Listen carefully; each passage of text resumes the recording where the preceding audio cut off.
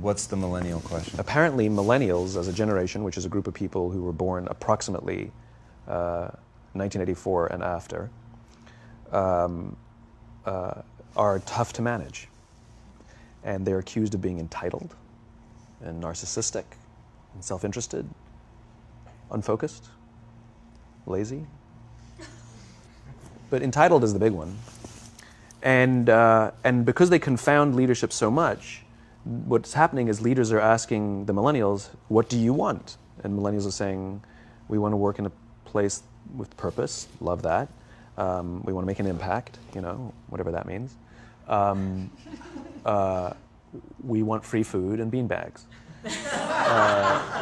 And so somebody articulates some sort of purpose, there's lots of free food and there's beanbags, and yet for some reason, they're still not happy. And that's because they're missing, there's a missing piece. What I've learned is that I can break it down into 4 pieces, right? There are four things, 4 characteristics. One is parenting, the other one is technology, the third is impatience, and the fourth is environment. The generation that we call the millennials, too many of them grew up subject to, not my words, failed parenting strategies, where, for example, they were told that they were special all the time. They were told that they could have anything they want in life, just because they want it, right? They were told, some of them got into honors classes, not because they deserved it, but because their parents complained. And some of them got A's, not because they earned them, but because the teachers didn't want to deal with the parents. Some kids got participation medals. You got a medal for coming in last, right? Which the science we know is pretty clear, which is it devalues the medal and the reward for those who actually work hard. And it actually makes the person who comes in last feel embarrassed because they know they didn't deserve it. So it actually makes them feel worse, right? So you take this group of people and they graduate school and they get a job and they're thrust into the real world, and in an instant they find out they're not special, their moms can't get them a promotion, that you get nothing for coming in last, and by the way, you can't just have it because you want it, right? And in an instant, their entire self-image is shattered. And so you have an entire generation that's growing up with lower self-esteem than previous generations. The other problem, to compound it, is we're growing up in a Facebook, Instagram world. In other words, we're good at putting filters on things. We're good at showing people that life is amazing even though I'm depressed, right? And so everybody sounds tough, and everybody sounds like they got it all figured out. And the reality is there's very little toughness, and most people don't have it figured out. And so when the more senior people say, well, what should we do? They sound like, this is what you got to do. And they have no clue, right? So you have an entire generation growing up with lower self-esteem than previous generations, right? Through no fault of their own, right? They were dealt a bad hand, right? Now let's add in technology. We know that engagement with social media and our cell phones releases a chemical called dopamine. That's why when you get a text, it feels good, right? So we've all had it where you're feeling a little bit down or feeling a bit lonely, and so you send out 10 texts to 10 friends, hi, hi, hi, hi, hi, because it feels good when you get a response, right? Right? It's why we count the likes. It's why we go back 10 times to see if my Instagram is growing slower, did I do something wrong? Do they not like me anymore, right? The trauma for young kids to be unfriended, right? Because we know when you get a hit of dopamine, which feels good. It's why we like it. It's why we keep going back to it. Dopamine is the exact same chemical that makes us feel good when we smoke, when we drink, and when we gamble. In other words, it's highly, highly addictive. Right? We have age restrictions on smoking, gambling, and alcohol, and we have no age restrictions on social media and cell phones, which is the equivalent of opening up the liquor cabinet and saying to our teenagers, hey, by the way, this adolescence thing, if it gets you down. But that's basically what's happening. Right? That's basically what happened. You have an entire generation that has access to an addictive, numbing chemical called dopamine through social media and cell phones as they're going through the high stress of adolescence. Why is this important? Almost every alcoholic discovered alcohol when they were teenagers. When we're very, very young, the only approval we need is the approval of our parents. And as we go through adolescence, we make this transition where we now need the approval of our peers. Very frustrating for our parents, very important for us. It allows us to acculturate outside of our immediate families into the broader tribe. right? It's a highly, highly stressful and anxious period of our lives, and we're supposed to learn to rely on our friends. Some people, quite by accident, discover alcohol and numbing effects of dopamine to help them cope with the stresses and anxieties of adolescence. Unfortunately, that becomes hardwired in their brains, and for the rest of their lives, when they suffer significant stress, they will not turn to a person, they will turn to the bottle. Social stress, financial stress, career stress, that's pretty much the primary reasons why an alcoholic drinks, right? What's happening is because we're allowing unfettered access to these dopamine-producing devices and media, basically it's becoming hardwired, and what we're seeing is as they grow older, too many kids don't know how to form deep, meaningful relationships. Their words, not mine. They will admit that many of their friendships are superficial.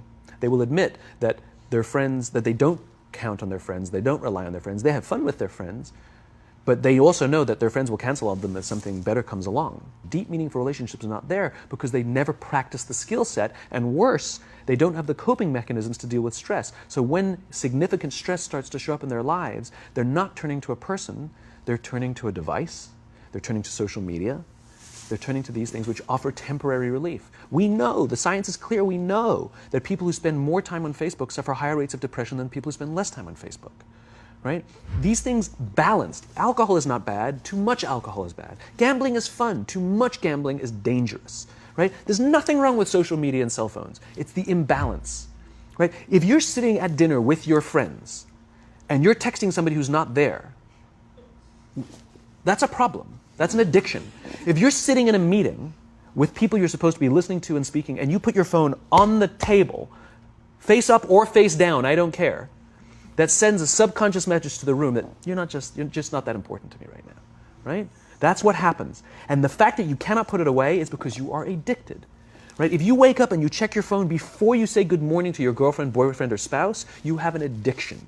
And like all addiction, in time, it'll destroy relationships, it'll cost time, and it'll cost money, and it'll make your life worse, right? So you have a generation growing up with lower self-esteem that doesn't have the coping mechanisms to deal with stress, right? Now you add in the sense of impatience, right? They've grown up in a world of instant gratification. You want to buy something, you go on Amazon, it arrives the next day. You want to watch a movie? Log on and watch a movie. You don't check movie times. You want to watch a TV show? Binge. You don't even have to wait week to week to week, right? I know people who skip seasons just so they can binge at the end of the season, right? Instant gratification. You want to go on a date? You don't even have to learn how to be like, hey. You don't even have to learn and practice that skill. You don't have to be the uncomfortable one who says yes when you mean no and says no when you mean no, but yes when you... You don't have to swipe right. Bang, I'm a stud. Right?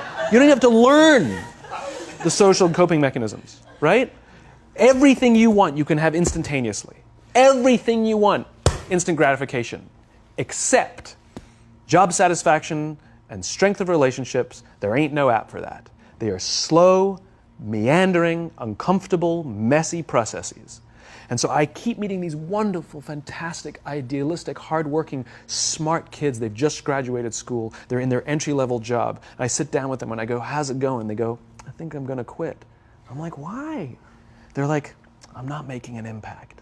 I'm like, you've been here 8 months. You know? It's as if they're standing at the foot of a mountain and they have this abstract concept called impact that they want to have in the world, which is the summit. What they don't see is the mountain. I don't care if you go up the mountain quickly or slowly, but there's still a mountain. And so what this young generation needs to learn is patience.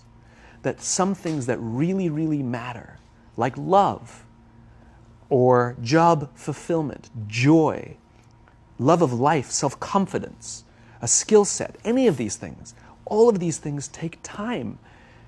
Sometimes you can expedite pieces of it, but the overall journey is arduous and long and difficult.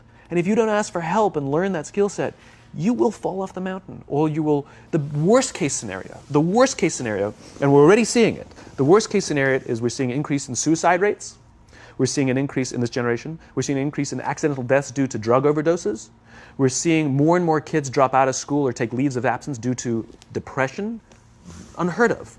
These are all, this is really bad. The best case scenario, those are all bad cases, right? The best case scenario is you'll have an entire population growing up and going through life and just never really finding joy.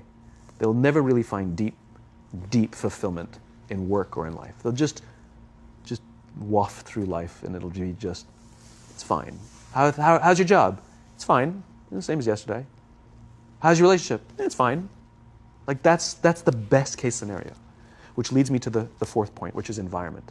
Which is we're taking this amazing group of young, fantastic kids who are just dealt a bad hand. It's no fault of their own.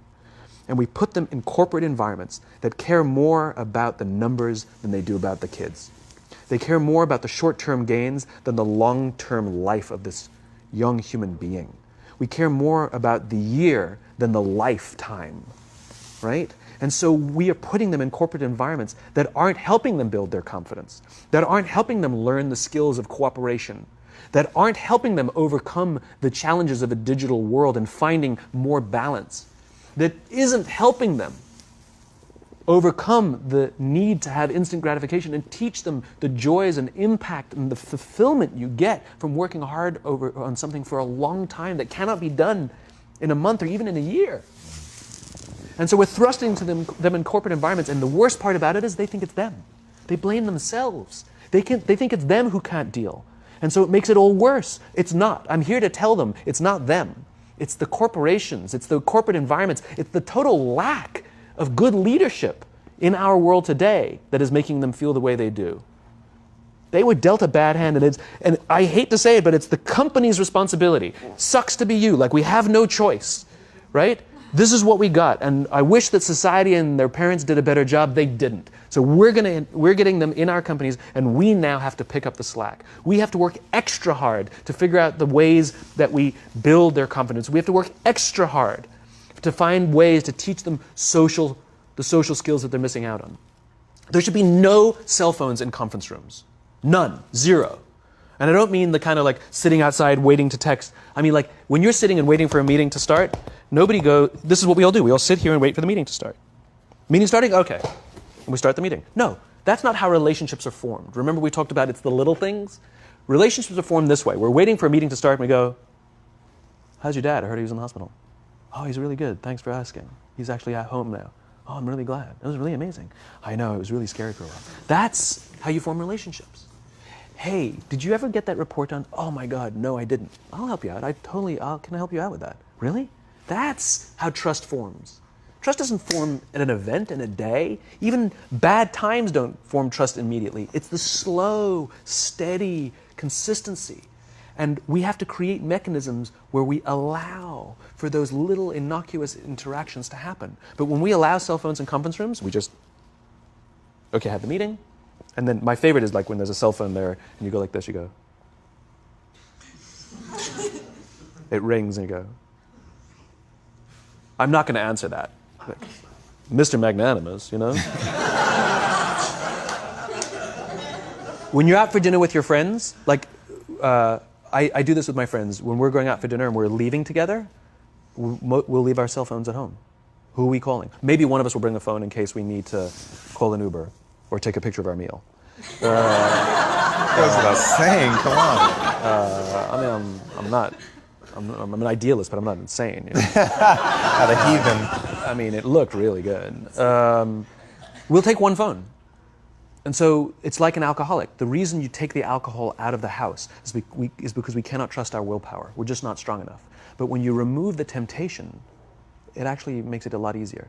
And so when you just say, don't check your phone, people literally will go like this. And somebody will go to the bathroom, and what's the first thing we do? Grab the phone. Because I wouldn't want to look around the restaurant for a minute and a half, you know? But if you don't have the phone, you just kind of enjoy the world. And that's where ideas happen. The constant engagement is not where you have innovation and ideas. Ideas happen when our minds wander and we go, and you see something, I bet they could do that. That's called innovation, right? But we're taking away all those little moments, right? You should not, and none of us should charge our phones by our beds. We should be charging our phones in the living rooms, right? Remove the temptation. You wake up in the middle of the night because you can't sleep, you won't check your phone, which makes it worse. But if it's in the living room, it's relaxed, it's fine. But it's my alarm clock. Buy an alarm clock. They cost $8, right? I'll buy you an alarm.